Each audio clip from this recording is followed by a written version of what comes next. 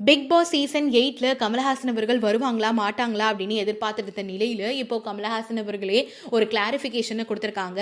ரொம்ப ஹெவி ஹார்ட்டோட இந்த விஷயத்த சொல்லிக்கிறேன். 7 இயர்ஸா பிக் பாஸ் சீசனை நான் தான் தொகுத்து வழங்கிட்டு இருந்தேன். ஆனால் இந்த வருஷம் சில பல கமிட்மெண்ட்ஸ்னால என்னால் பண்ண முடியல.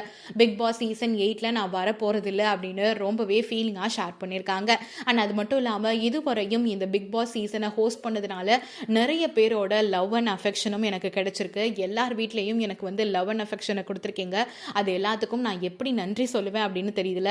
நான் ரொம்பவே கிரேட்ஃபுல்லாக இருக்கேன் அதுக்கெல்லாம் அப்படின்னு சொல்லியிருக்காங்க. அண்ட் அது மட்டும் இல்லாமல் இதுவரையும் இவ்வளோ பெரிய ஜேர்னியில் கூட இருந்ததுக்கு நன்றி அப்படின்னு சொல்லியிருக்காங்க.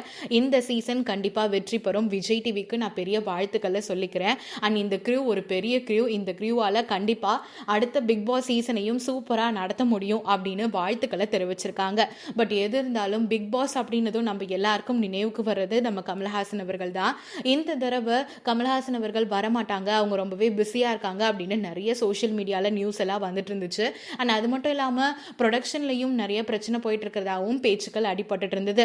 பட் இப்போ கமலஹாசன் அவர்களே அதுக்கு ஒரு கிளாரிஃபிகேஷனும் கொடுத்துருக்கிறதுனால பிக் பாஸ் சீசன் 8ல அடுத்து யார் ஹோஸ்ட் பண்ண போகிறாங்க அப்படிங்கிற கேள்வி இப்போவே எழுந்திருக்கு. நடிகர் சிலம்பரசன் பண்ணுவாங்க அப்படின்னு ஏற்கனவே சில விஷயங்கள் சோஷியல் மீடியாவில் போய்கிட்டு இருக்கு. பட் வெயிட் பண்ணி பார்க்கலாம் பிக் பாஸ் சீசன் 8 யார் தொகுத்து வழங்க போறாங்க அப்படின்னு.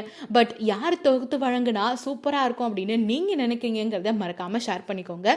இந்த மாதிரி நிறைய அப்டேட்லாம் தெரிஞ்சுக்க நம்ம சேனலை சப்ஸ்கிரைப் பண்ணிக்கோங்க.